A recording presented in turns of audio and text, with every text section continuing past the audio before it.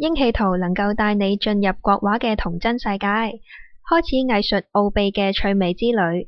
光碟入面附送英氣圖童詩畫本，詳盡咁介紹光碟入面每一幅英氣圖。喺童詩畫本入面，每一幅畫都設有童詩，俾小朋友念童詩，大家就會發現原來古畫係咁有趣㗎啦。光碟嘅內容包括畫中劇，運用編劇嘅手法同埋對白嘅方式，配合一連串嘅動態畫面演出，就好似睇緊一出劇情嘅動畫一樣，打破以往靜態嘅介紹方法，絕對適合上堂或者係午膳時間播放㗎。鋪棗圖，大約在8月，棗子成熟了，甜美肥大的果實鮮豔可口，吸引一群兒童爬樹摘棗子。而喺童玩集錦入面，就係用 3D 技術重現英氣圖入邊嘅童玩，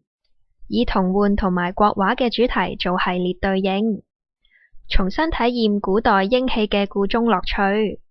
老師可以將現代嘅玩具同埋古時嘅童玩做一個比較，等學生明白時代嘅變化同埋科技嘅發展。而喺畫家介紹入面，就係針對古代英氣圖嘅名家做完整嘅介紹，由對畫家嘅認識進而了解畫作嘅藝術價值。而喺小畫家入面，小朋友可以將國畫變成卡通動畫，等小朋友可以充分發揮想像力，擁有自己嘅創作空間。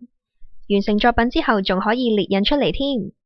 除此之外，光碟入面有13幅英氣圖嘅獨立檔案，方便老師將英氣圖列印出嚟俾同學欣賞，又或者做示範同埋講解，增加課外知識。